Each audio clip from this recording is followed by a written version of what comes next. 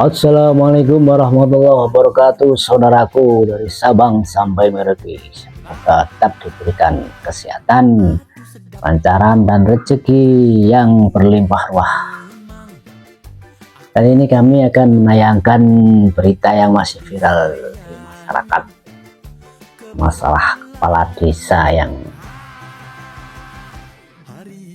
demo ke Jakarta baru-baru ini, mendemo Menteri Purbaya dengan kebijakannya yang bikin kepala desa ini panik semua ini dengan gebrakan-gebrakan Menteri Purbaya ini. Jadi selama ini kepala desa itu hidupnya ayam-ayam aja ini. Kepala desa seluruh Indonesia, Persatuan Update. Dengan mereka itu menuntut terlalu cair dananya dari pusat. Keuangan yang baru Bapak Purbaya itu. Setelah Menteri Keuangan ini Pak Purbaya jadi Menteri Keuangan yang baru. Yang menurut aku bagus lah. Lagian dana desa. Tahuan semua. Dikemanain juga. Di penyelewengan masalah penyelewengan dana desa ini ketahuan. Pak Purbaya sudah mengecek di pusat. Yang ada malah kepala desa. Ternyata banyak penyelewengan di daerah. Jadi dana dari pusat itu tidak langsung bisa dirasakan untuk masyarakat. Jadi masih mengendap justru malah di banyak desanya, di kepala desanya. Korupsi dana desa. Jadi dengan itu Menteri Purbaya ini melakukan gebrakan baru lagi, mengancam akan memangkas anggaran. Memangkas anggaran desa ini mau dipangkas.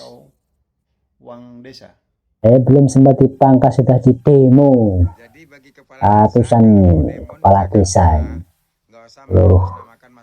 Seluruh kepala desa mendemo Menteri Purbaya meminta cabut aturan baru ini. Ada apa dengan dana desa ini sampai kepala desa semua mendemo Menteri Purbaya? Jadi Pak Purbaya sudah tahu dengan penyelewengan dana desa, makanya dia berencana mau memangkas anggaran desa. Ternyata semua kepala desa panik, bingung semua, demo semua. Selama ini kepala desa ini ayam-ayam aja, ada yang diotak-atik. Sekarang dana desa diotak-atik sama menteri. Bingung, jadi aparat desa ini pada bingung semuanya. Biasanya kan ayam. Jadi selama ini dana dari pusat itu tidak tersalurkan semuanya ke masyarakat, tidak memberi manfaat. Jadi mandek. Setelah Menteri Purbaya tahu dengan kejadian itu, ya itulah negeri ini gitu. Jadi ada pejabat yang bersih, pejabat yang lurus, pasti diserang, serang kiri kanan. Ya susah juga nih untuk memajukan negara ini kalau ada pejabat yang baik, yang lurus, pasti dicegal. Mana ini tanggapan masyarakat tentang kepala desa yang panik mendemo Menteri Purbaya? Kita simak beritanya berikut ini. Monitor ketua, anggota mau lapor ketua, 700 kepala desa sekarang ditangkap KPK karena korupsi dana desa. Yang suka mancing-mancing, yuk belajar sama Purbaya. Ya mah satu kali lempar umpan, ikan ketangkap semua. Mantap Pak Purbaya, lanjut. Saya sudah beri istilahnya peringatan berkali-kali. Sekarang siapa yang bandel,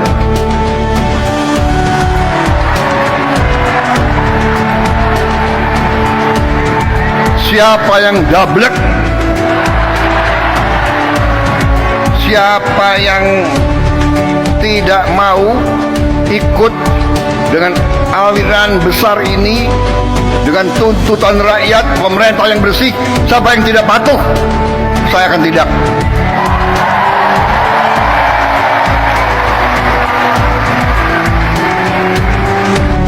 Kita harus berani. Kita harus berani. Saya ajak semua rekan-rekan saya dalam pemerintahan, dalam kabinet merah putih, saya mengajak mereka, kita harus berani.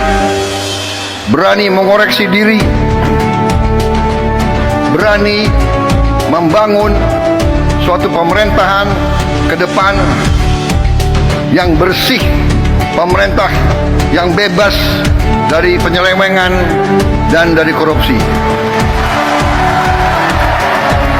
Para monitor ketua, anggota mau lapor ketua, 700 kepala desa sekarang ditangkap KPK karena korupsi dana desa. Yang suka mancing-mancing, yuk belajar sama Purbaya. Ya mah satu kali lempar umpan, ikan ketangkap semua. Mantap Pak Purbaya. Lanjut. Korupsi yang dilakukan oleh kepala desa. Renungkan dulu kalian, kepala desa itu adalah seorang swasta, bahkan di kampung yang tidak ngerti aturan bagaimana keuangan pemerintah. Kemudian kalian jadikan objek pemeriksaan. Tolong, jangan lakukan itu. Saya akan buat aturannya. Lakukan melalui inspektorat dulu, kembalikan inspektorat dulu.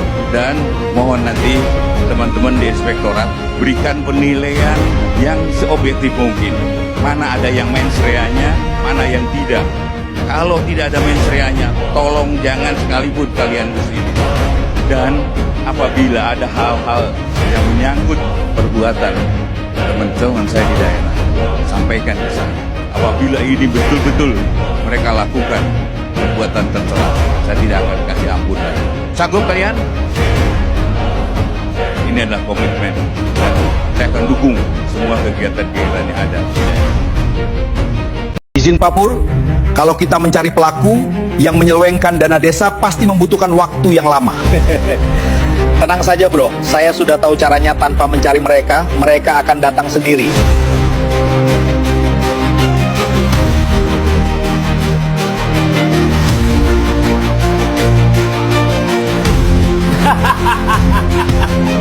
Jangan main-main ya, nanti kita datang ke kantor kalian. Kenapa banyak kepala desa yang gerah ketika diawasi oleh warga? Pernah nggak sih warga mulai nanya soal anggaran, terus tiba-tiba kepala desa jadi sensi? Kok bisa?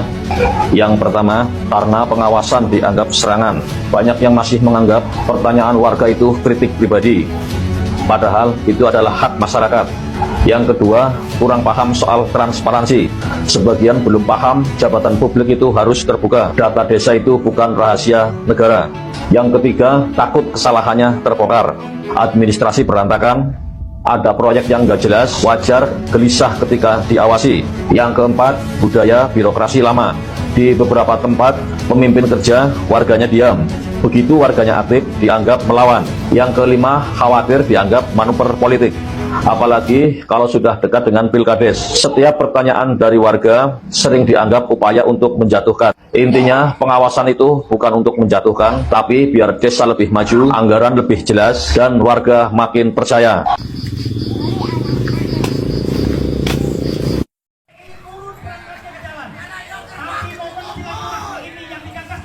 Demo berduduk ke kantor DPRD dan kantor Bupati dari desa.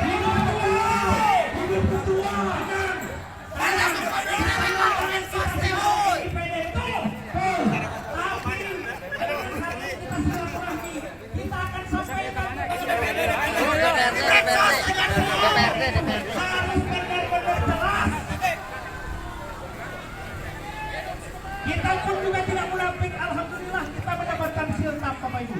Gabung. Tetapi tidak ada kurang, tidak ada salahnya kalau kesejahteraan perangkat desa pun tugas statusnya jelas untuk kesejahteraan perangkat desa.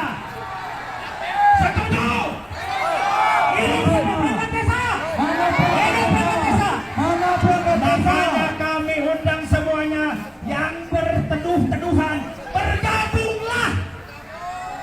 kita perlihatkan,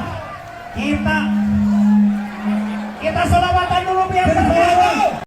Viral, dana desa turun, bukan masyarakat yang sejahtera, tapi kepala desanya yang semakin kaya. Nah, ini pendapat para netizen. Ya, netizen banyak berkomentar bahwa dana desa bukan untuk mensejahterakan desa, bukan untuk mensejahterakan masyarakat, tapi untuk memperkaya kepala desa. Maka dari itu, pantas saja jika para kepala desa berdemo untuk meminta perpanjangan jabatan, karena terlalu nyaman dengan posisi yang sekarang, yang setiap tahunnya dana desa turun. Maka dari itu, Kemenkeu akan menghentikan penyaluran dana desa langsung ke kepala desa. Nah, untuk kalian, apa pendapat kalian? Apakah kalian setuju jika dana desa dihentikan? Apa pendapat kalian? Silahkan komen di bawah.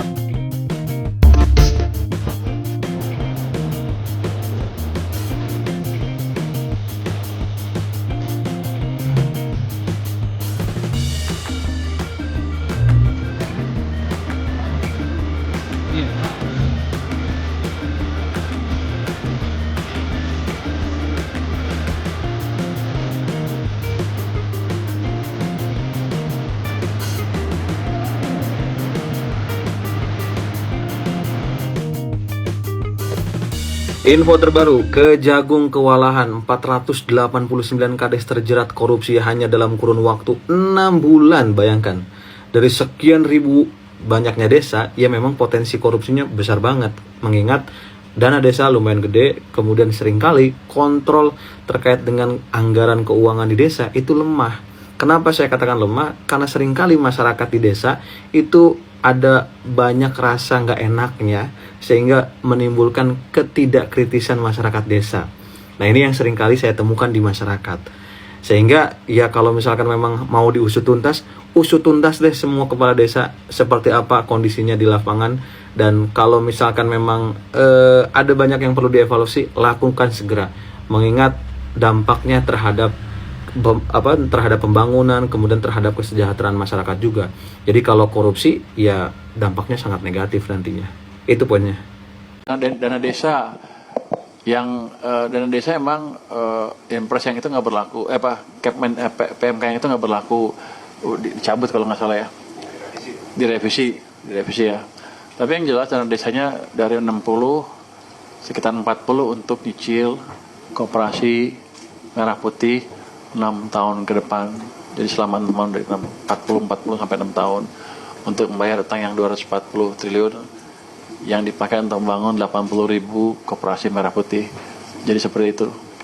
Tapi implementasinya nanti di Menteri Koperasi ya? Koperasi Pak. Menteri Koperasi Pak Maman ya? Dana desa. Menteri dalam negeri sama kalau yang dana kelurahan itu? Enggak, bukan itu. Yang implementasi menteri itu sama dana antara nanti. Ya. Ya. Himbara. Jadi, dana antara kan Himbara bawahnya. Jadi, agenasnya pinjam ke Himbara, nanti setiap tahun kita cicil 40 triliun selama 6 tahun ke depan dari dana desa. Itu masih ada sisanya sedikit dana desa. Kejagung RI ungkap kasus kades terlibat korupsi terus meningkat. Kejaksaan Agung Kejagung Republik Indonesia mengungkapkan bahwa kasus tindak pidana korupsi yang dilakukan oleh kepala desa atau kades di berbagai daerah mengkhawatirkan. Berdasarkan catatan Kejagung, praktik korup itu terus menunjukkan peningkatan yang signifikan setiap tahunnya. Tren peningkatan itu menjadi sorotan serius mengingat posisi kades yang seharusnya menjadi pengelola dana desa untuk kepentingan masyarakat. Bahkan, pada tahun ini, kasus korupsi dana desa yang melibatkan kepala desa mengalami kenaikan dibandingkan tahun sebelumnya. PLT Sekretaris Jaksa Agung Muda Bidang Intelijen Kejagung RI Sarjono Turin menyampaikan bahwa berdasarkan data statistik penanganan perkara tindak pidana yang melibatkan kepala desa pada semester 1 2025, sudah ada 489 kasus. Jumlah tersebut, 477 kasus merupakan tindak pidana korupsi, baik yang dilakukan secara kolektif seperti di Kabupaten Lahat maupun dilakukan individu seperti di Kabupaten Nganjuk, Jawa Timur. Di sisi lain, Kejagung juga mengeluhkan keterbatasan jumlah SDM penegak hukum di desa untuk melakukan pengawasan. Heboh, heboh.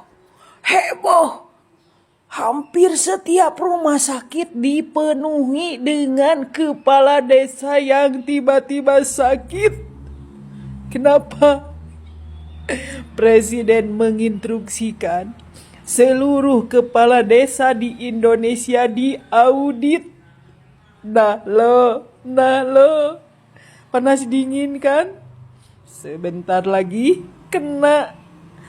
Sekarang kan udah ada yang 700 kepala desa ketangkap, yang lainnya tinggal nunggu giliran. Nah lo panas dingin kan? Lo bayangin, satu keputusan dari pemerintah pusat bisa bikin seluruh pembangunan di desamu terhenti.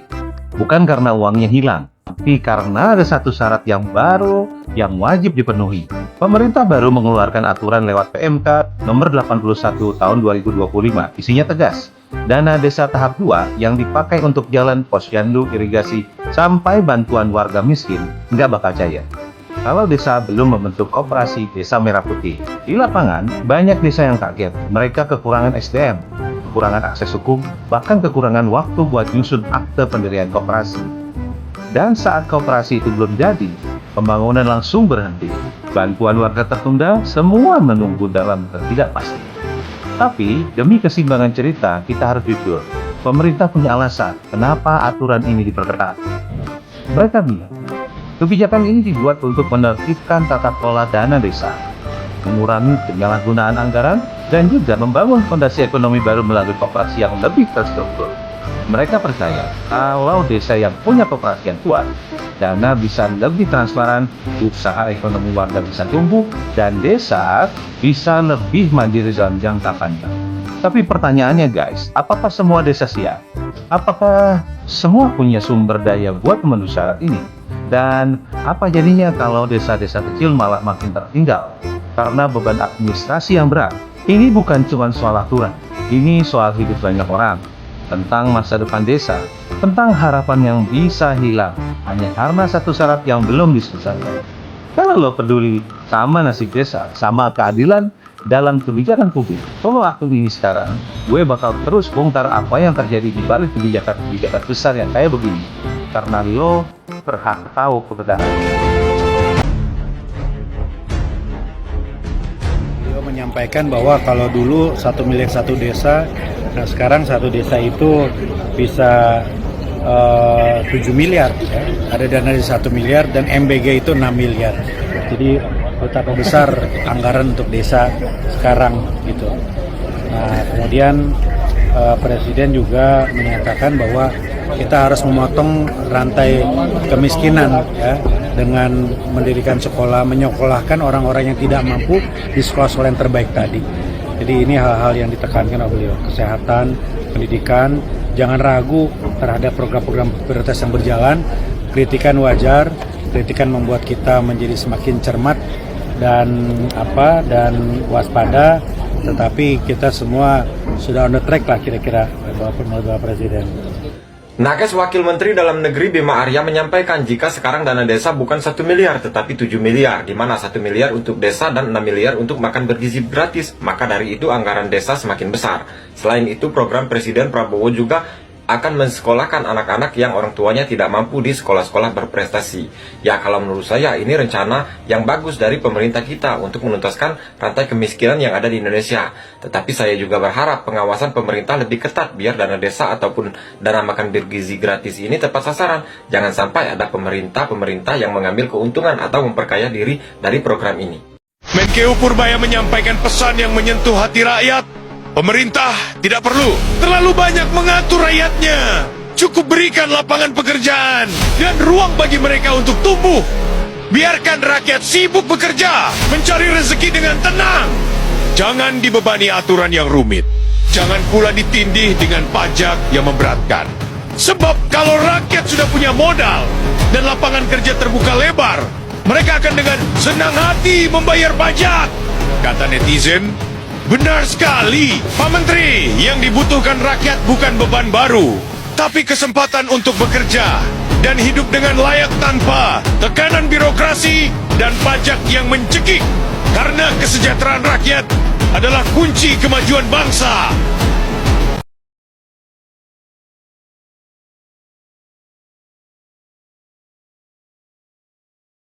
Iki lho bos, balai desaku bangun terus, tapi gawe duit bengkoke kadesku bos. Lek duite bengkok ae diloske bos karo kades. Ya apa? Ya apa kadesmu? Hah? Ya apa? Ngene kita.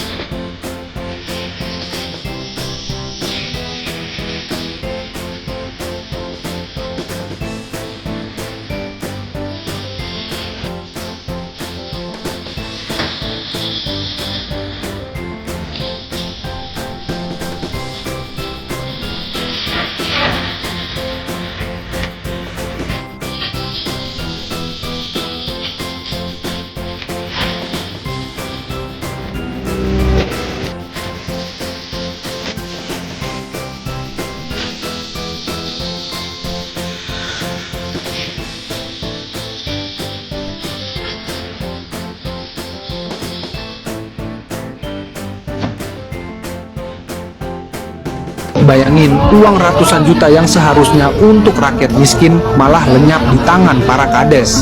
Itulah alasan Presiden Prabowo akan menghapus seluruh kepala desa di Indonesia.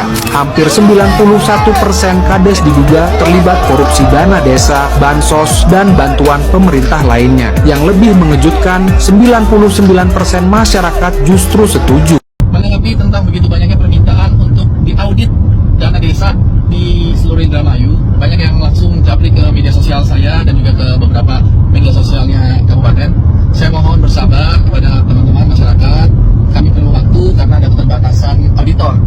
Jadi alon-alon asal pelakon, insya Allah bertahap akan kita lakukan satu demi satu, dan tidak perlu khawatir teman-teman masyarakat, karena walaupun sudah 5 tahun yang lalu pun tetap bisa diaudit. 4 tahun yang lalu, 2 tahun yang lalu, 3 tahun yang lalu tetap bisa diaudit. Kita tidak bermaksud untuk menakut-takuti ataupun untuk mengancam-ancam, tidak. Kita hanya lempeng saja sesuai dengan aturan yang berlaku. Insya Allah, mohon bersabar. Terima kasih.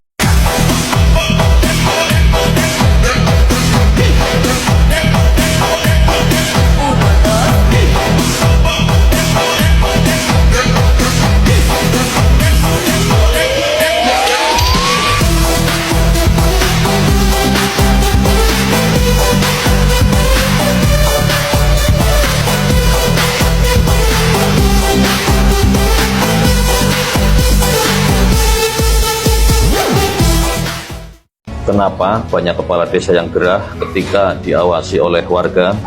Pernah nggak sih warga mulai nanya soal anggaran, terus tiba-tiba kepala desa jadi sensi? Kok bisa? Yang pertama, karena pengawasan dianggap serangan. Banyak yang masih menganggap pertanyaan warga itu kritik pribadi, padahal itu adalah hak masyarakat. Yang kedua, kurang paham soal transparansi. Sebagian belum paham jabatan publik itu harus terbuka. Data desa itu bukan rahasia negara. Yang ketiga, takut kesalahannya terbongkar. Administrasi berantakan, ada proyek yang nggak jelas, wajar gelisah ketika diawasi. Yang keempat, budaya birokrasi lama. Di beberapa tempat, pemimpin kerja, warganya diam. Begitu warganya aktif, dianggap melawan. Yang kelima, khawatir dianggap manuver politik. Apalagi kalau sudah dekat dengan pilkades. Setiap pertanyaan dari warga sering dianggap upaya untuk menjatuhkan. Intinya, pengawasan itu bukan untuk menjatuhkan, tapi biar desa lebih maju, anggaran lebih jelas, dan warga makin percaya. Kamu setuju? Silakan share video ini biar makin banyak yang melek transparansi.